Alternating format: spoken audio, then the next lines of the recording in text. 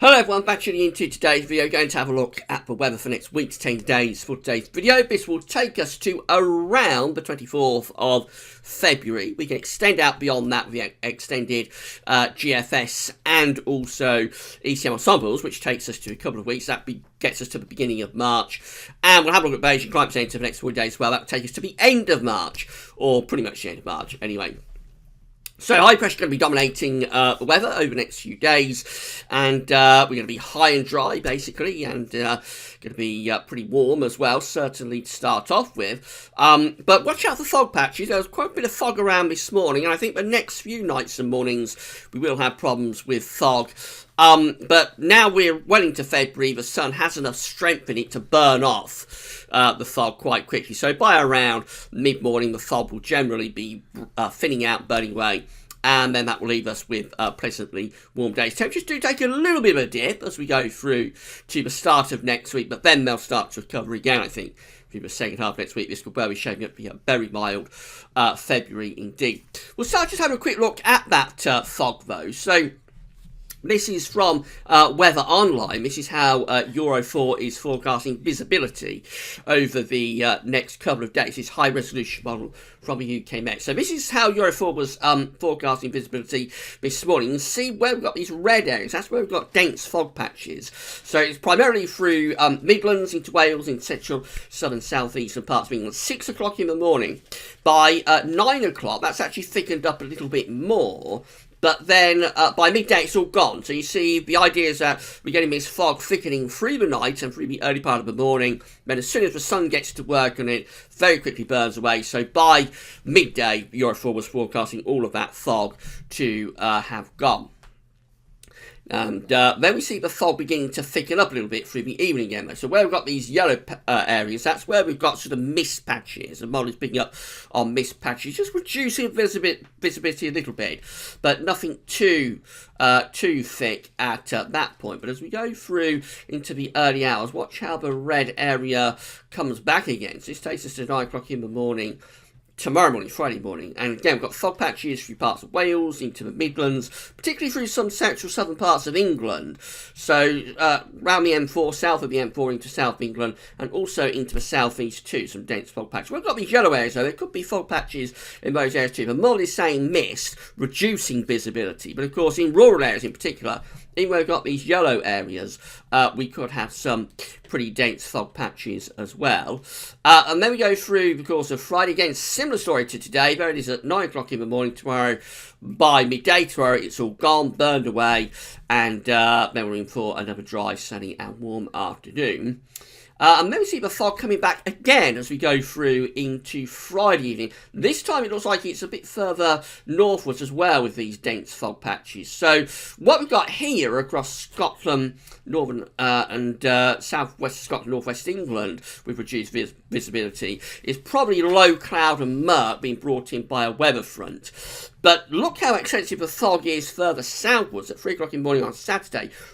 Really thick, dense and widespread fog then, covering many parts of central and eastern England. The fog really does thicken up a lot as we go through into early Saturday. So you're out and about early on Saturday, that fog could be very widespread actually, particularly across central, southern and eastern parts of the country, really dense as well. Presumably that will burn away very quickly again through the course of Saturday morning.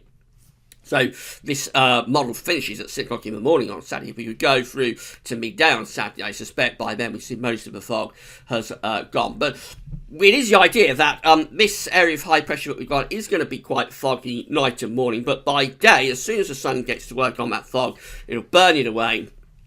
And we'll have pleasantly sunny and warm afternoons.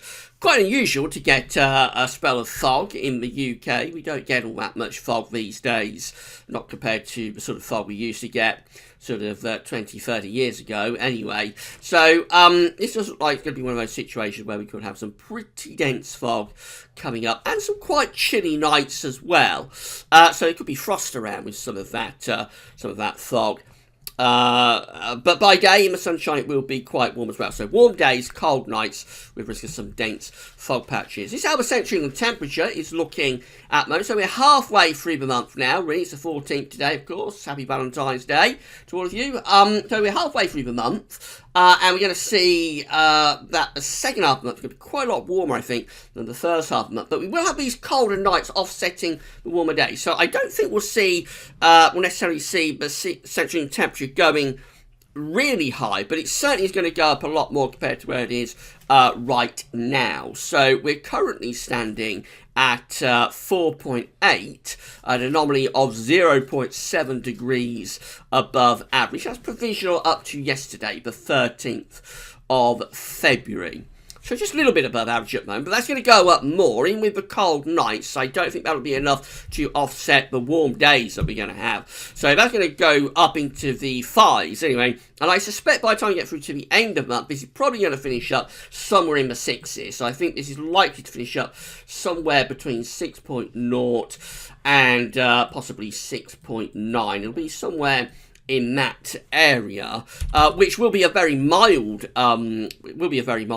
February indeed, but probably not a record-breaking February. And the main reason for that is that it had a very cold start to the month. The opening day is the coldest opening day to February for 10 years, and also we have these cooler nights which will offset the warmer days. So I'm not seeing a record-breakingly warm February, but it will be a very mild month. This is the Central England temperature at Gauss Irving, so this is depicting every month CET right the way back to the year of 1659. It's the oldest and most consistent long-term temperature record anywhere on Earth, although obviously the further back you go, the more unreliable it gets. But it does give you a rough idea of what the conditions were like sort of 200-300 years ago. So this is the year that we're currently in, of course, 2019, just here. We got January's CET already in the can at 4.0. This is where February's CET will be placed, of course. We're anticipating going to be something around 6 degrees, I would have thought. So how that compares to recent years is, well, last year had quite a cold February. 2018 had a cold February, including the beast from the east, of course, with a CET of 2.9 degrees. It's quite a long time since we had a February as cold as that. But we only have to go back to 2017, just a couple of years ago, for the last time we had a February CET in the 6s. That one came out at 6.1. Also, we had 2014, which came out a little bit warmer as well. That came out at 6.2 in February 2014. So it's not that uncommon to get February CETs in the 6s. February 2011 stands out at 6.4, and then we have February 2010, which came out at 2.8. So that was the last time we was in the 2s with the CET in February. So February 2018 is actually the coldest February since 2010. The last time I had a really exceptionally mild February, and by that in the 7s, was quite a long time ago now, actually, back in 2002, which came out at 7.0. Very interestingly, it's only a few years before that we had the warmest February of the 20th century, 1998. February 1998 came out with a CET of 7.3.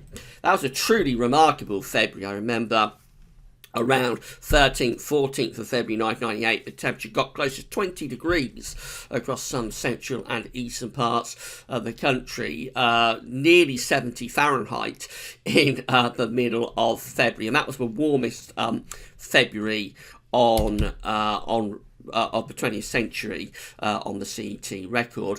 The actual warmest February on record, though, by the way, the last time we had a sub-zero February was in 1986. That's a very long time ago now. That came out with a CET of -1.1, so that's the last time we had a really severely cold February. But the warmest February on record is actually a really, really long time ago. You have to go through the 20th century. You have to go up through the 19th century as well. So we're going back a very, very long time. One of the oldest records within the CET, actually the all-time warmest February on record. And we go back to the year of 1779, can you believe? 1779 is the warmest February on the CET record, with a CET of 7.9. We have never had a February in the 8s, but presumably it is possible that that you could get that within the boundaries of the UK's weather. But so far, back to 1659 anyway, the warmest CET for February is the year of 1779.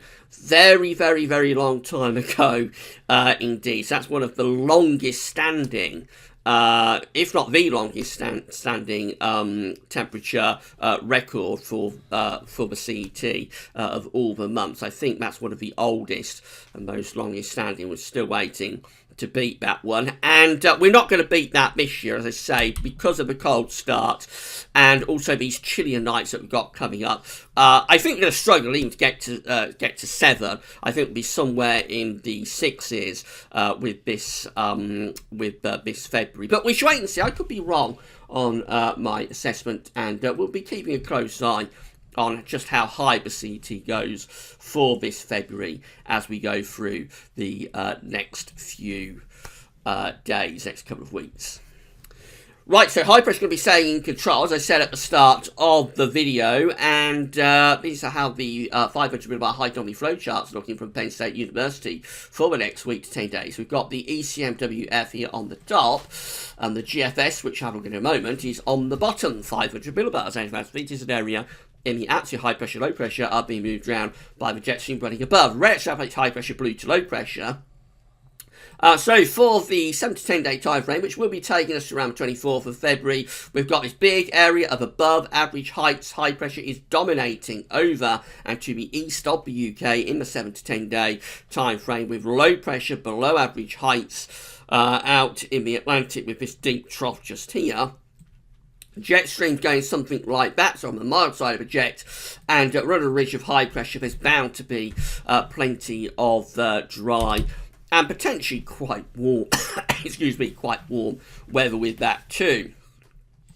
So how the GFS is looking, and it's virtually identical. Again, we've got this deep trough of below average heights in the middle of the Atlantic. Then we've got the ridge of above average heights sitting over and to the east of the UK. The jet stream is going something like that. So on the mild side of the jet, or the warm side of the jet even, we're bringing up the air from the south, and there's a ridge of high pressure. Again, it's bound to be mainly dry, and pretty warm conditions are likely about as well, because the air is being brought in from kind of like a southerly direction, being brought up from southern Europe. So although the temperature will lower a little bit as we get through the start of next week, high pressure then comes back, and we're in for more pretty dry and warm weather, I think, later next week. These are how the GFS upper air temperature and precipitation ensembles are looking today. We're looking at Huddersfield, another suggested place on our list of suggested locations for this section of the video. So red line here is the 30-year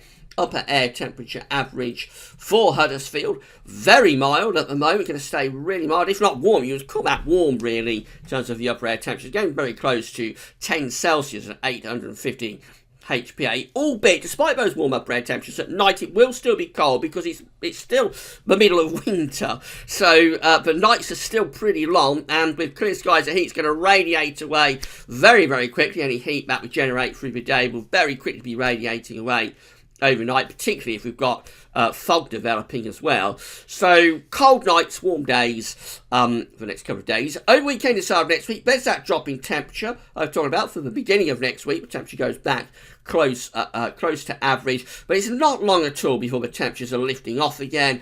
And it basically looks now as though right way through to the end of February and even in the start of March, we're in for more very dry, very mild weather, I should say. Upper air temperatures well above average, well above that red line. As far as precipitation is concerned, again, loads of dry weather coming up into next week. Just turning a little bit more unsettled, perhaps, through the closing days of February and into the beginning of March. That's a new sort of idea that's beginning to show up in the GFS ensembles today. It's in the extended range, so it might not come to anything. So let's say that within the next week to 10 days, there's a lot of dry weather. Remember, this is Huddersfield, so it's in the northwest of England. It's one of the wetter places in the country. And very little rain in the next week to 10 days. Possibly more unsettled at the very end of February and the start of March. But that is really speculative. So it's a really, really long way ahead. Temperature anomalies from the 14th to 22nd of February, milder than average, so again, it's going to be another significantly milder than average week. That's even with the cold nights offsetting to some degree the warm days, but we are going to see temperature anomalies above average. We're not alone. Most parts of Europe, particularly Northern Europe, coming out very, very mild in the week ahead. Precipitation anomalies from the 14th to the 22nd of February, much drier than average. So it's interesting that we are still seeing this ongoing trend for being milder or warmer and drier than average. And it's been going on for a really, really long time now. We started with all of this back through last spring. So March last year was cold and wet. April was warm and wet, and then May was the month that went into a combination of warm and dry. And we've been in that really since May last year, with a few interruptions here and there. I mean, September was a slightly cooler month, but even then that was quite a dry month. January was quite close to average, but it was exceptionally dry. So temperature's been fluctuating a little bit month by month. But the overall trend, really since May last year, has been for high pressure to bring much warmer conditions than average and much drier conditions than average. And we still seem to be in that broad pattern. So this seems to be a very prolonged spell now of dry and warm weather, which is quite interesting as we're heading up towards the spring and summer months, of course. Now, you never know when this sort of pattern will flip. Sometimes it will go on for it can go on a couple of years. That happened in the mid-70s. So from the autumn of 1974 to the summer of 1976, there was a very prolonged, dry and also warm spell of weather, although there were deviations. There was the famous snow event at the beginning of June 1975, for example. So you'll always get exceptions to the rule within any sort of period of weather. But overall, from the autumn of 1974 to the summer of 1976, we was in a very dry and a very warm spell of weather, which culminated in the two hot summers of 1974, the two hot summers of 1975 and 1976, and the Great Drought of 1976 as well, which was primarily, actually, the Great Drought was primarily caused by all of the dry weather that had preceded it. So the hot summer of 76 did play its part, of course, because it was a very hot summer indeed. But what made that drought so devastating in the summer of 1976 was how dry it had been for almost 2 years before that summer occurred. Now, I'm not saying we're seeing a repeat of that because it's too early to say, but we're seeing a repeat of that. It's only been going on since May last year. And it is possible that through the spring and summer we might see a flip. That happened in 2012, of course. We had a prolonged dry spell through 2010 and 2011. Again, with various exceptions here and there. August 2010 was quite wet. And there was a couple of wet months in 2011 too. But overall, 2010, 2011, very dry.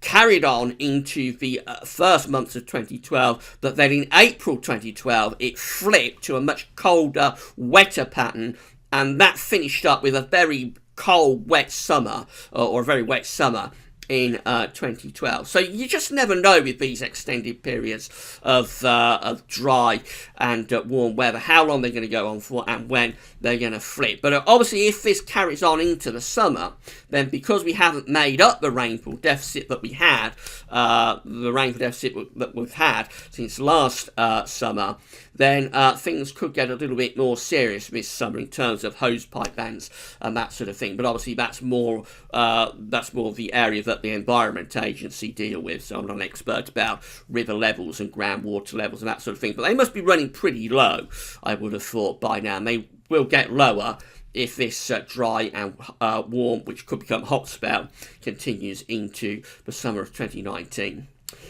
Went off on a bit of a tangent there, sorry about that. Right, let's get back to weather, and this is how things are looking on Sunday. So low pressure's edging in from the Atlantic on Sunday, bringing a band of rain, which will be turning lighter and patchier as it moves across the country. That leads us to unsettled conditions with sunshine and showers on Monday. And then from Tuesday onwards, that's when we start to raise the heights once again. So we're heading up into the second half of next week. Heights are rising, high pressure coming back to the south, winds are turning back to the south again. So here we go again at the end of next week. This is Friday 22nd of February. We've got high pressure building from southern Europe into central Europe. Low pressures out to our west. We're bringing up these very mild southerly winds, follow the isobars back. You can see that the air is originating from a really long way south and pumping northwards as well. So that could well be lifting temperatures back into the mid-teens Celsius once again into the second half of next week.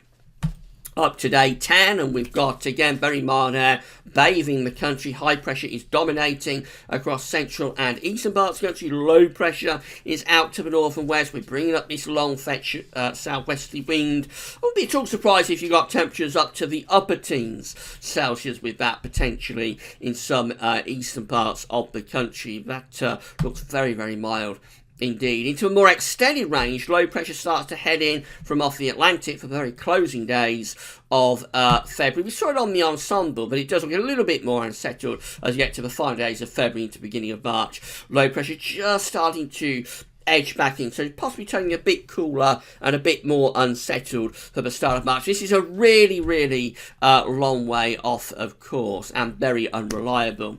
This is a 5-day accumulated precipitation based on that GFS run for the UK. From the weatheroutlook.com. You can find a link to Weather Outlook on the links page. So quite wet in the next 5 days for the far northwest of Scotland.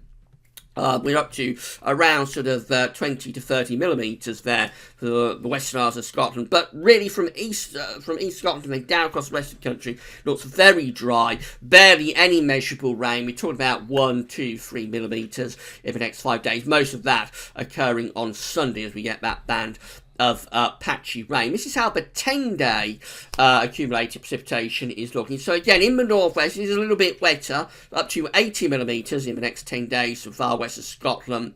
Somewhere between around 30 and 70 millimetres for Northern Ireland. And these western coastal areas of England and Wales, perhaps up to around 20, 25 millimetres, some of those areas. But the rest of the country looks really dry. In the next 10 days, we're only talking about 5 to 10 millimetres across many parts of the country. And some of these eastern areas, again, barely any measurable rain whatsoever. In the southeast, for example, just 1, 2, 3 millimetres in the next 10 days. That is exceptionally dry. So it does look as though this is going to be another really dry month, particularly for many southern and eastern parts of the country, if that 6 o'clock GFS run is right. This is how the parallel GFS is looking, quite unsettled on Sunday with a band of rain as a weakening feature moving across the country. That takes us into a showery scenario for the early part of next week. But then again, you see very quickly next week, we're going back into high pressure. The ridge is building to the south once again. So there we are by the end of next week. Once again, we've got a ridge sitting just over or slightly to the east of the country. Low pressure out to west will bring these very mild, balmy winds up from the south. And that takes us up to day 10. Again, lots of high pressure influences continuing. And beyond day 10, again, we just never get rid of this ridge, really. It does weaken at times to the northwest to allow some rain into the north and west. But really, we never get rid of the high pressure.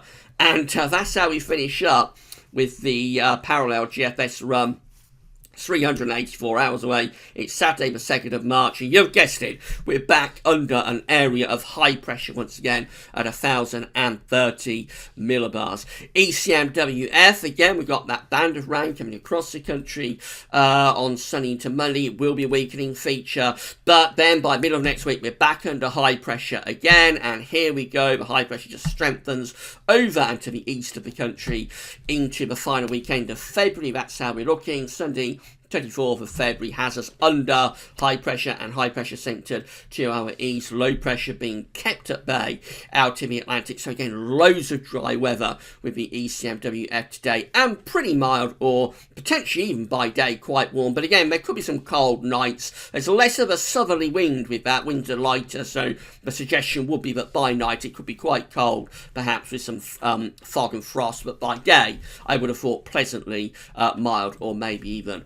quite warm. These are how the ECMWF postage stamps are looking today from the Icelandic Met Office in terms of the ECM ensembles at day 10.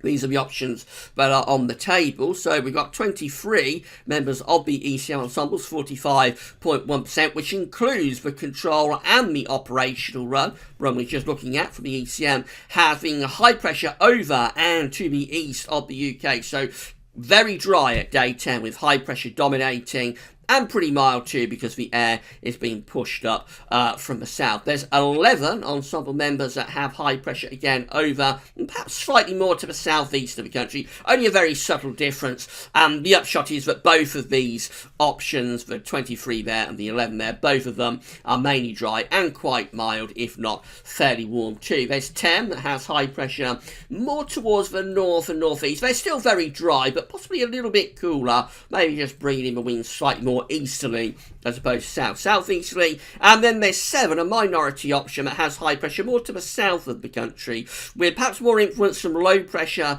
in the Atlantic, and maybe a little bit more unsettled for the north and west too. But basically, up to day 10, the ECMWF ensembles has high pressure really in control. 2 weeks' time, these are the options. This is the 1st of March. So we've got 14 members of the ECM ensembles, including the control. We don't have the operational up to 2 weeks, of course. That finishes at day 10. But those 14, including the control, have high pressure over the UK still in 2 weeks' time, and centre slight to the east. So very little change from where we leave off at day 10 in 2 weeks. Still the high pressure dominating, and quite warm as well, bringing the air up from the south. Then there's another 14 that have high pressure almost over, slightly to the south of the country. Maybe get a little bit more influence from the jet stream, from the jet stream for the north and west. Just a little bit more unsettled there, but basically still dry, anticyclonic. There's 12 that break the ridge down in 2 weeks' time. It's 12 members of the ECM ensembles that have low pressure coming back in from off the Atlantic for the beginning of March, bringing a return of westerly winds and much more unsettled conditions as the high pressure begins to slink away to the south. There's 9 that have the high pressure dominating, but as it's kind of like a northern blocking feature to the north of the UK. So they're colder. They're bringing winds around from a northerly or northeasterly direction. They're a minority option though. And then finally, there's 2 that look really unsettled. Look at these. It's a very minority option, but they have a deep trough of low pressure over the UK and the Atlantic. High pressure's pushed off up to Greenland and Canada over there. So not only are they very unsettled, they're probably also quite cold, these 2 ECM ensemble members as well, bringing the wind down from the north. So it's a bit of a split as we get through to 2 weeks' time. But still, you have to say, quite a lot of those ECM ensemble members are still looking pretty anticyclonic. We've got 14 there. We've got another 14 there. And then we've got the 9 that have a bit more of a northern blocking feature. But if you put them all together, you put these 14 and these 9 together, in 2 weeks' time, the ECM ensembles are still very much trying to keep high pressure going, really. So, again, even at the start of March, it's not guaranteed, but it's going to turn much more unsettled. Having said all that, just finish off with the Beijing Climate Centre. So these are the 500 millibar height anomaly flowcharts for the next 40 days. This is days 1 through to 10, and it takes us from the 16th of February to the 25th of February. And actually looks quite unsettled with the Beijing Climate Centre for the next 10 days. I'm not sure what's going on there. It's going to be nowhere near that unsettled with that area of below average heights across the country. I had to just double check to make sure I've got them in the right order. But that's definitely the next 10 days coming up. So I'm not sure what's going on with the Beijing Climate Centre there, but it is not going to be anywhere near as unsettled as that is showing. The next 10 days takes us from the 26th of February through to the 7th of March, still with below average heights out to the west, so still bringing in an Atlantic flow. That looks quite unsettled too. No idea what's going on with Beige Climate Centre today. The next 10-day period is the 8th through to the 17th of March. Again, looks unsettled. Low pressure is close to the country and a bit of northern blocking as well. Could be feeling colder air into that trough of below average heights. Finally, we get through to the final 10-day period, which is the 18th to 27th of March. Looks like we're getting some ridging moving in from off the Atlantic as well. Starting to send a jet stream a bit further north, but it's a bit drier and warmer. I think ignore the Beijing Climate Centre today. It's starting off far too unsettled for the next 10 days with a 500 millibar high dynamic. It'll be nowhere near that unsettled. I'm not sure what's happened with the Beijing Climate Centre there. I probably should have included these charts in the video. I should have looked at them a little bit more closely and realised that something a bit dodgy is going on there. But it's going to be nowhere near as unsettled as that in the next 10 days. So discount that. Let's come back to the next week to 10 days. And high pressure is going to be dominating. So that's why I'm saying ignore the Beijing Climate Centre, because we are going to turn a little bit more unsettled later in the weekend to the start of next week, but it's only for a day or two, and then the high pressure's building back again, and we're going to be in for a prolonged dry spell of weather, as we saw with the accumulated precipitation charts. Virtually no measurable rain across southern and southeastern parts of the country in the next 10 days. Temperatures are going to be way above average at times as well, so it remains the case as it has been so often since May last year, but going to be a lot of dry weather and pretty warm too. Right, that's all for now. Tomorrow we'll have the JMA month-end forecast, of course. It's JMA Friday, and we'll do another week's 10-day video update as well then. That's all for now, and thanks for watching.